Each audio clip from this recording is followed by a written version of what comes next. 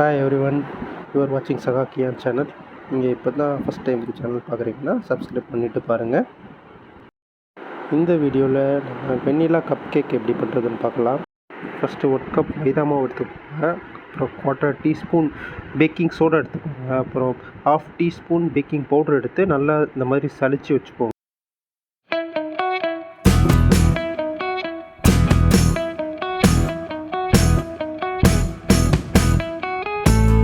கட்டி இல்லாமல் நல்லா சலிச்சு எடுத்ததுக்கப்புறம் ஒரு க்ளீன் பவுலில் 2 முட்டை எடுத்து வச்சுக்கோங்க. நாங்கள் இப்போ வந்து எலக்ட்ரிக்கல் பீட்டர் வச்சு பீட் பண்ண போகிறோம். நீங்கள் விஸ்க் வச்சு பண்ணலாம், பட் டைம் ஆகும். நீங்கள் அதனால் மிக்சியில் போட்டு அடித்து கூட எடுத்து வச்சுக்கலாம்.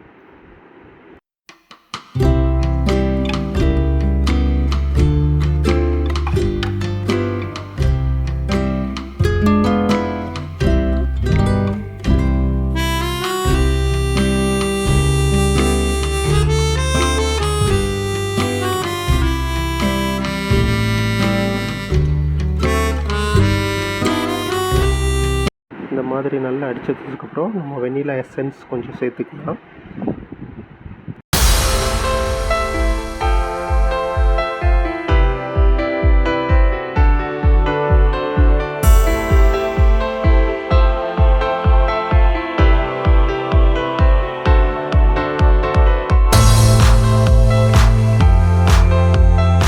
நல்லா பீட் பண்ணி இந்த மாதிரி நல்லா பீட் பண்ணி வச்சதுக்கப்புறம் நம்ம கொஞ்சம் கொஞ்சமாக சுகர் ஆட் பண்ண போகிறோம்.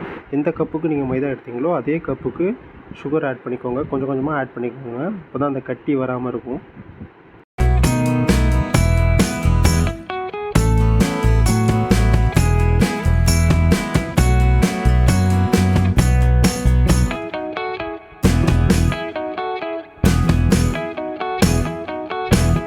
இந்த மாதிரி நல்லா க்ரீமியாக வர வரைக்கும் பீட் பண்ணி எடுத்துக்கோங்க.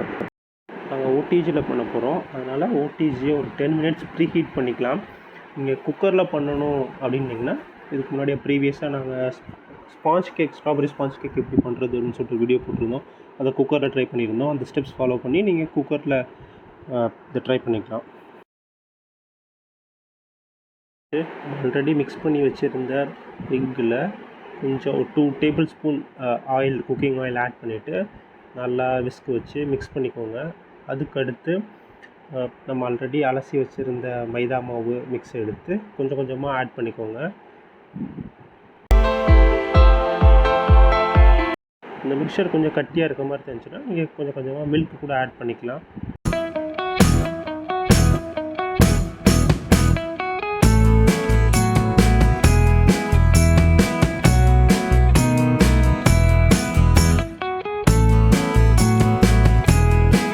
இந்த மாதிரி நல்லா மிக்ஸ் பண்ணி வச்சுக்கோங்க. கப் கேக் மோல்டில் கப்பை வச்சுட்டு பேட்டரை கொஞ்சம் 1/2 கப் வர மாதிரி நம்ம ஊற்றி வச்சுக்க போகிறோம். 1/2 கப் மட்டும் ஊற்றுங்க. ரொம்ப ஊற்றிட்டிங்கன்னா கேக் குக் ஆகும் போது ரொம்ப வெளியே வந்துடும்.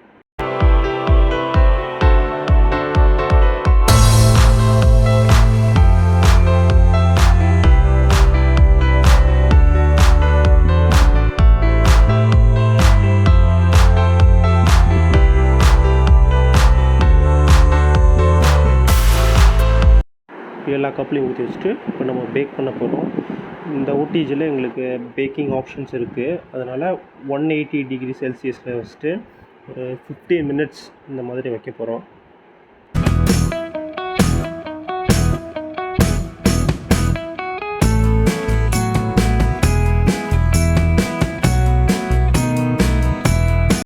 ஒரு 10 மினிட்ஸ்லேயே கேக்கு வந்து நல்லா மேலே வரைக்கும் வந்துருச்சு.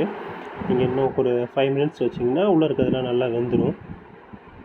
ஒரு டூத் பின் வச்சு குத்தி பாருங்கள், நல்லா வெந்துருச்சான்னு பாருங்கள். அது வெந்துருச்சுன்னா ஒட்டாது டூத் பின்னில், இல்லைன்னா டூத் பின்னில் ஒட்டி இருக்கும்.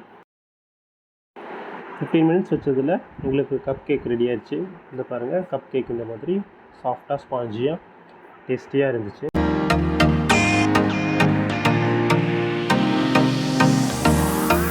Thank you for watching Sagakian channel. Take care and stay safe.